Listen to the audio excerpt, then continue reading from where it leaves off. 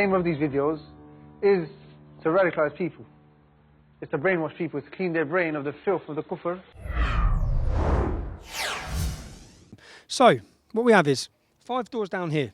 The government have housed one of the country's most extreme radical Muslims. The act that the homosexuals do, that act is something that Allah curses. And anyone that gets caught doing that act, they will be punished. And what's the punishment? Well, one of them is obviously chucking them off high buildings. He's that extreme and that much of a potential jihadist and terrorist that the government seized his passport to stop him going to fight for ISIS in Syria. Now, they seem more concerned about people in Syria getting hurt than they do about English people. Because if you have a look here, look where they've housed him. That's a primary school.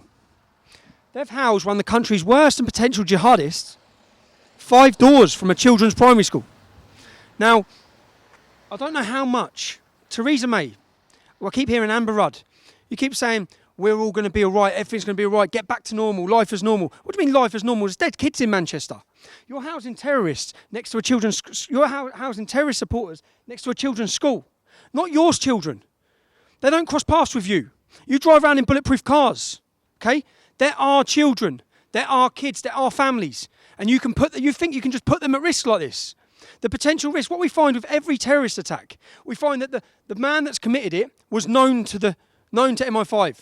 They were watching him at some point, just like this man is. This man is one of 3,000 who are monitored 24 hours a day, 7 days a week. We have another 20,000 would-be jihadists in our country that we simply can't afford to monitor all the time. But this is one of the worst.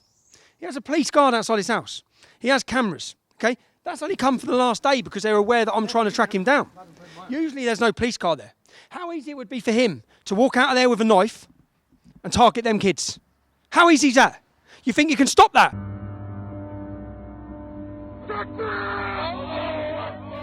If you're a parent and your children go to this school, how do you feel that the risk that they've been put at? The potential risk that's just there, the potential risk.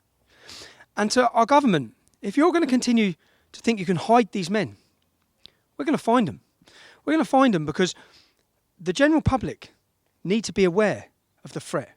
They need to be aware of the risk.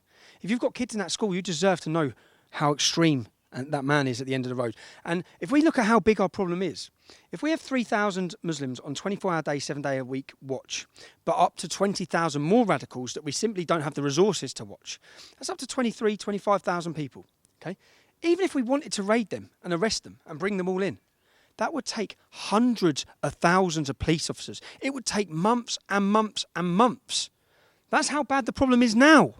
Now. You wouldn't house a paedophile next to a school. Don't house a terrorist supporter.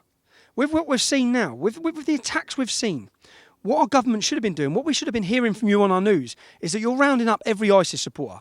You're rounding them up and interning them. You're getting them off our streets. Not walking, crossing paths with us. Whose mum wants to queue up and live next door to these men? We have to live next door to them. It's not right. I don't know how much more you think as a government English men are going to tolerate.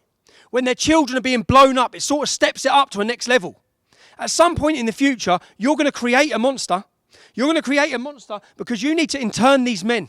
You need to take them off our streets. You need to protect our people. You need to protect our children, which you're failing at. You're failing at. And when people can no longer rely on the police, when they can no longer rely on the government or the system, people will endeavour to seek their own justice. So, people in Northampton who have been contacting me wanted me to highlight this. We've highlighted it. Due to our presence coming, which the police would have known of, he's going to be moved. He's going to be moved out of your town, which is going to essentially protect your families. He's not going to be within reaching distance of a school, we hope, in the next location. But if you know where these people are, if you know where they live, contact us. We'll expose them. Thank you for watching. If you like that and you want to see more, click like and subscribe.